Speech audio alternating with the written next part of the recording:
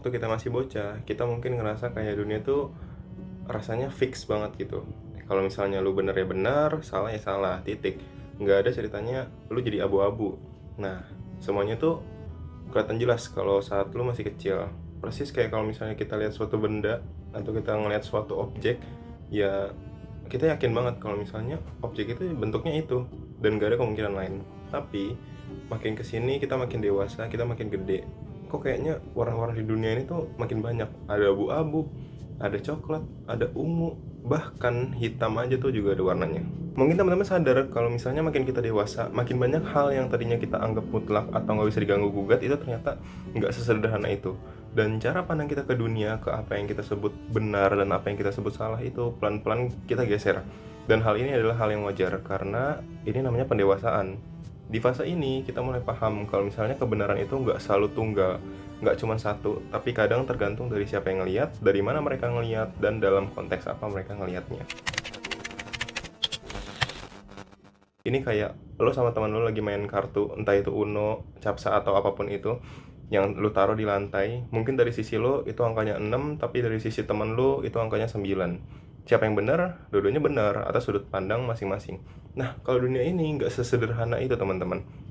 Akhirnya gimana dong cara kita buat navigasiinnya? Intinya gini loh, konsep benar dan salah itu nggak selalu mutlak teman-teman.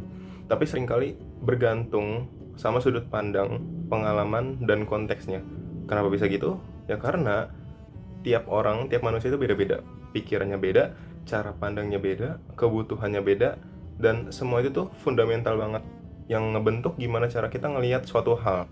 Hal ini bukan berarti kita nggak punya pendirian, tapi ini buat ngajak kita buat ngeliat lebih luas. Kalau misalnya ada banyak banget faktor yang bikin seseorang menilai suatu tindakan atau pemikiran. Coba bayangin temen lo yang lagi makan pedas. Buat lo mungkin pedasnya itu bisa sampai keringetan atau bahkan bisa sampai bikin mules.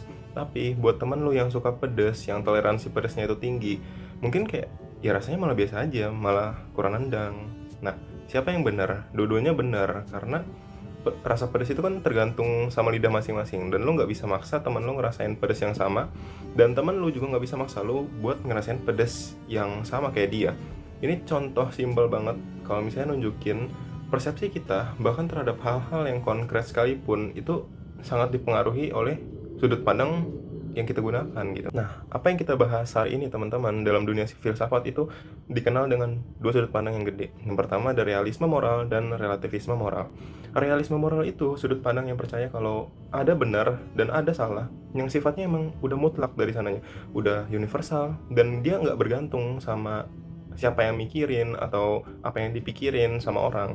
Dan bagi mereka, kebenaran ini tuh bisa berdiri sendiri dan nggak butuh persetujuan manusia.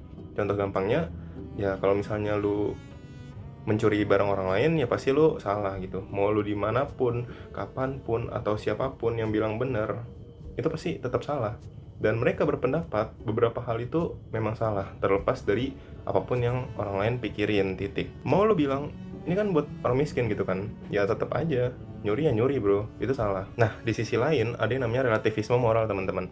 Relativisme moral ini adalah pandangan yang bilang kalau misalnya kebenaran atau pembenaran nilai itu ada yang sifatnya nggak absolut atau universal, melainkan relatif terhadap standar moral dari sekelompok orang atau mungkin seseorang, kayak masyarakat atau budaya tertentu. Dan bagi relativis, moral itu dibentuk dari kesepakatan yang nggak tertulis atau standar kelompok.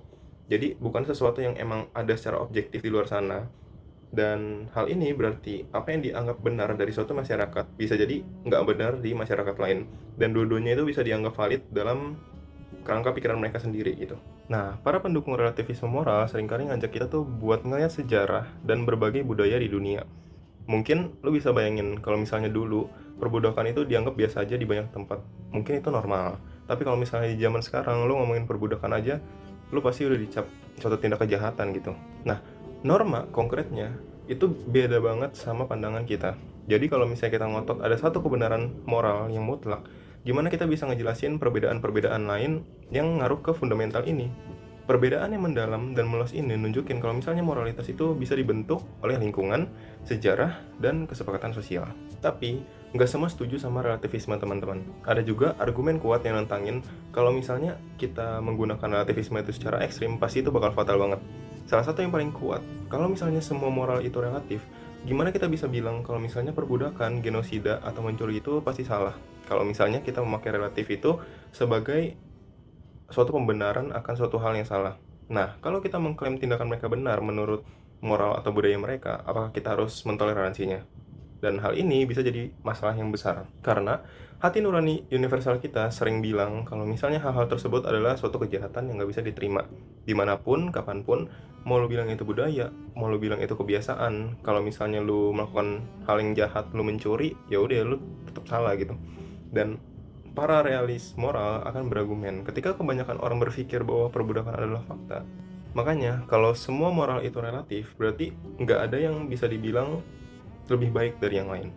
Misalnya kalau dulu lu bilang perbudakan itu hal yang benar bagi masyarakat tertentu dan salah bagi kita, apakah itu cuma perubahan nilai budaya, bukan kemajuan moral? Nah, hal ini bikin kita kesulitan buat bilang kalau misalnya masyarakat tuh udah jadi lebih baik atau ada perbaikan moral dari waktu ke waktu.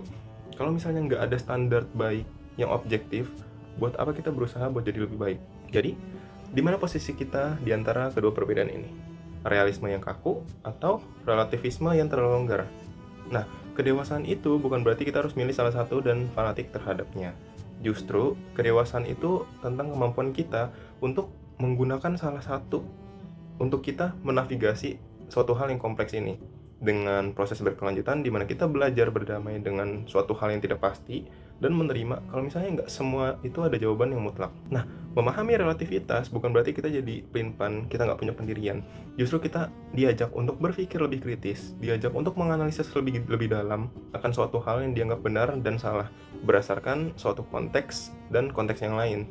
Jangan kita cuma ikut-ikutan arus, tapi kita harus berani mempertanyakan kenapa. Ini adalah esensi pemikiran yang rasional dan kritis. Kalau misalnya kita pakai akal sehat, kita nggak boleh mudah percaya. Kita harus nyari sendiri, kita harus gali lebih dalam. Dan bentuk keyakinan itu berdasarkan pada penalaran, bukan cuma dogma yang ditelan mentah-mentah. Kita bisa punya keyakinan yang teguh, tapi kita harus sadar kalau misalnya orang lain tuh berbeda dari kita.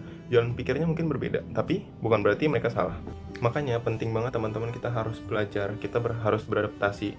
Kita bisa percaya pada nilai-nilai yang kita punya, tapi kita nggak bisa memaksakan nilai itu pada orang lain.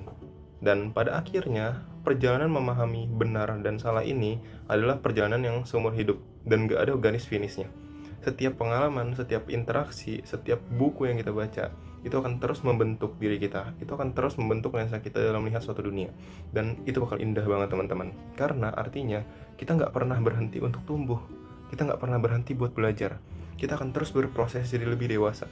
Kita akan lebih bijaksana dan kita akan lebih otentik. Jadi, teruslah bertanya, teruslah belajar, teruslah berani untuk melihat dari sudut pandang yang berbeda.